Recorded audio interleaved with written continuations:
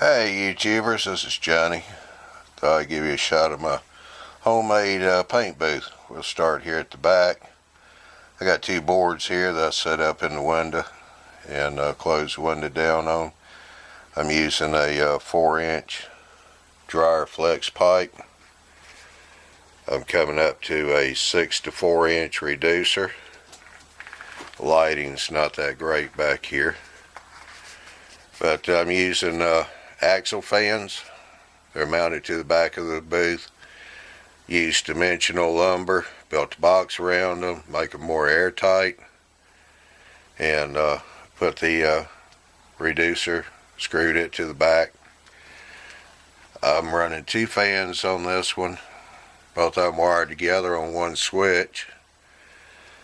Once I got them built, bought some, I think that's tub and tile squeeze tube of sealant, sealed around the edges there. Yeah, that was the day I wasn't cutting super straight lines, so there's a little bit of air gap. Plus that's plywood on the back. Sealed it up so there's no air leaks. Works good. Then come over here. This section right here is a straight kind of rectangular part. Runs all the way across. And this is what I call the air chamber here. Just put a little duct tape here to make sure I had a good air seal on it. And as you can see, the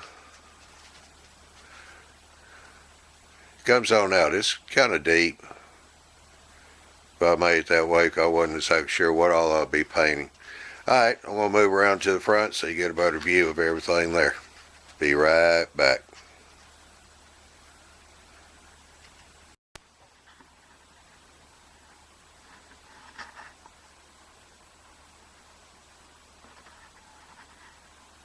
Alright, here we are, back towards the front.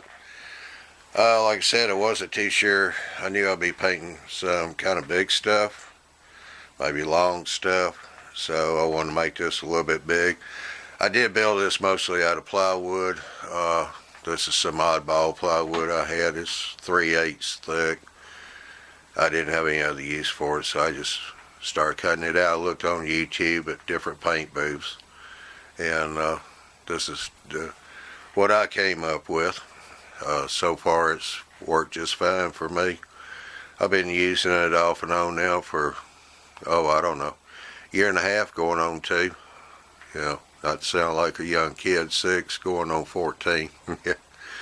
But what I've done is up here on the front, that's tapered back to the back. I think I've got about 2.5 inch drop, I think, there. So that way if I do have some really tall stuff, I can just bring it back up to the front here and hopefully still be able to paint it just fine. Alright, I'm going to move the camera around just a little bit more so we can get a look at front and see what I did there on the inside.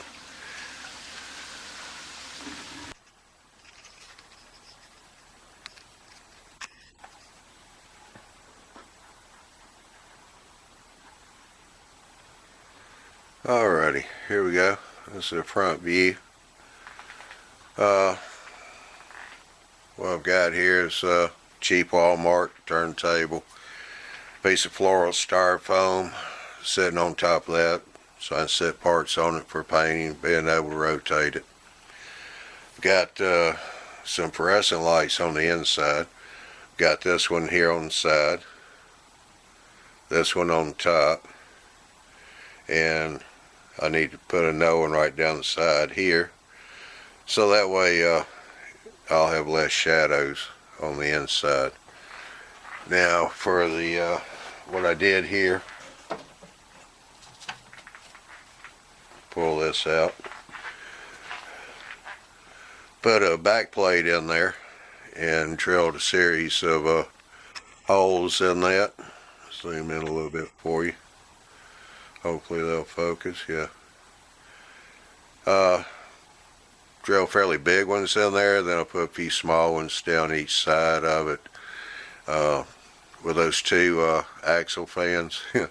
This thing has got a draw. So probably what I'm going to have to do is just, I got them both wired on the same switch to turn them on and off. I may break them apart, put them on individual switches. Right now the lights, these particular lights, the daisy chain on the power line, and the good thing about it is I can turn on either one light, two lights, three lights. So if I got first light turned off that the power's coming into, the other two still work, or one. So they're all independent as far as the power goes.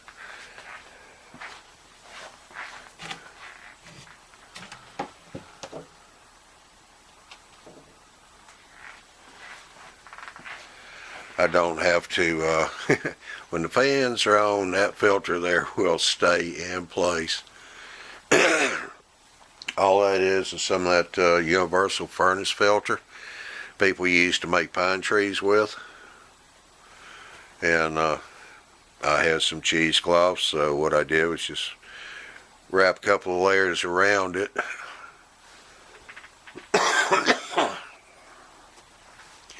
Just kind of catch a little more of the paint there. Really don't have to change filters very often. Paint the inside white just to help, light everything up.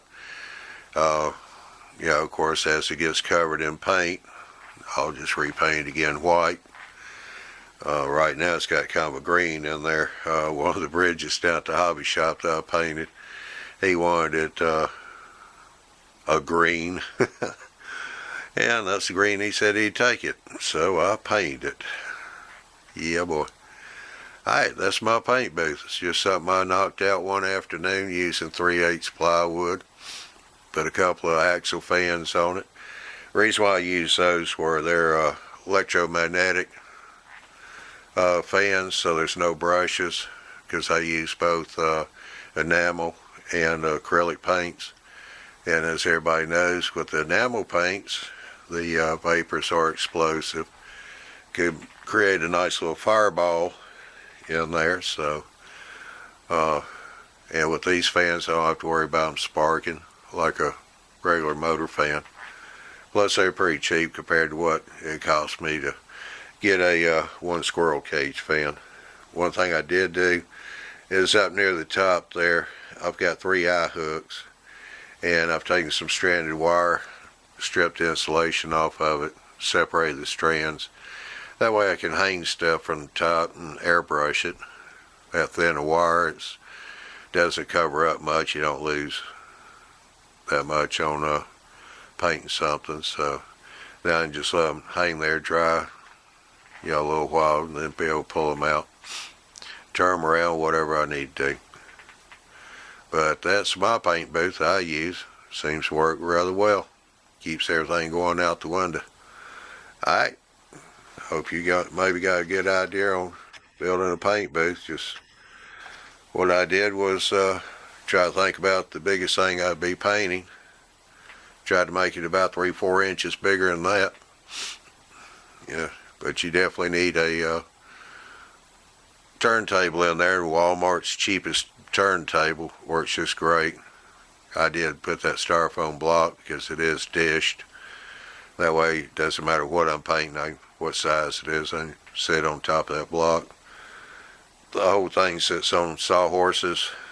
Got an airline coming in, Chicago airbrush regulator with an air dryer, water trap, riding off a big air compressor on the other side of the basement. But seems to work fine. I'm running a Pache dual action airbrush. Got a number 3 needle. So far I've liked the thing. It sprays real well.